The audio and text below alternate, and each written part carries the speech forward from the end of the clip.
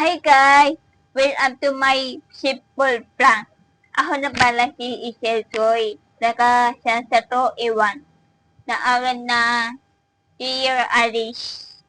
Inuna pala ang harap sa buhay. Araw-araw. Iba-ida ang area. Ito, area. Battery. Battery ito, battery. Pasuon. Tapos pasuon lang. Pasuon. Tapos, ino na pala ang i-air-ain. Ito ang asama o araw-araw. Araw-araw. Para maiti o ang makasalita. O sinasabi na tao. Ayan na. Ay, mataas na ito. Pinatitiyaan ulang. Ahit pa paano para pang asip pera para mapang-apili na bago o mapaayos masyado sa price. Masyadong mataas ang price list. May price list din talaga siya. Na luot. Dalaman ako pang asapay sa takbo na lesyon. Pero laban lang para sa paarap. Hindi ito hatlang. Hipi-tawiti. Laban tayo. Ay. O, paano pala ay malay follow and I share my simple plan. Love you, thank you. Ayan guys, so sinalaysay niya yung kanyang ganap ng kanyang buhay sa araw-araw. So yun nga pala, yung hearing aid niya, siya yung kasama niya sa araw-araw niyang buhay.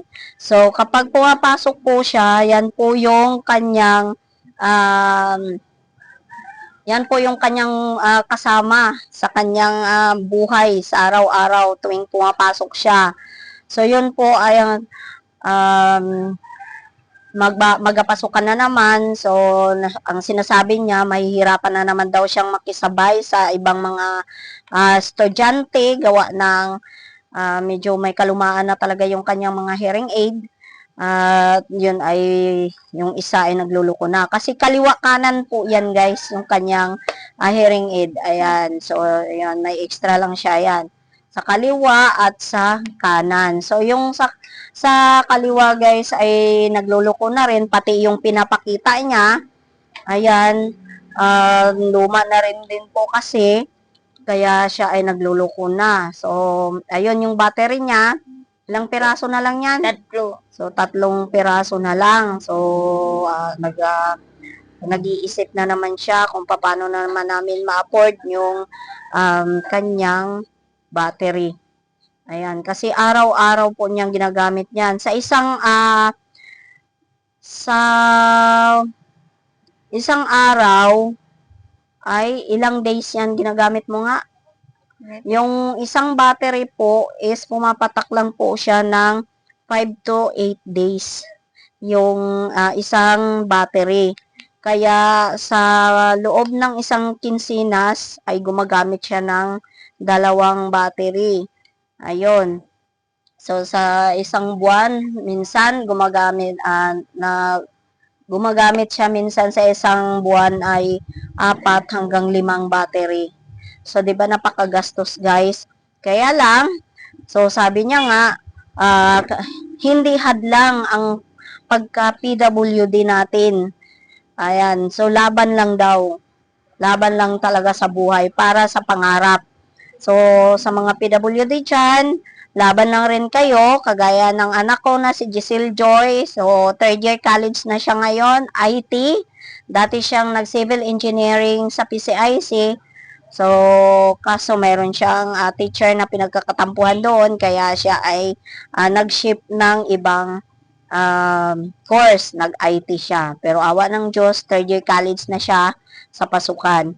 Kaya, ayun, so medyo luma na nga daw yung kanyang battery. Sana makatulong po guys yung inyong isang like, share, and follow. Please like, share, and follow. Ayan, para po sa kanyang hearing aid. Ayan, para po makasabay siya sa kanyang mga kaklase sa darating na pasukan. Ayun, kasi kailangan na rin po talagang palitan yung kanyang hearing aid sa kaliwa dahil nagluloko na. Minsan hindi niya marinig yung salita natin. So, yun po yung buhay niya araw-araw. So, kasama niya yan. Araw-araw, nakakabit po talaga sa kanyang tainga yan. Araw-araw po yan. Ayan. So, thank you so much sa aming vlog. So, please follow and share.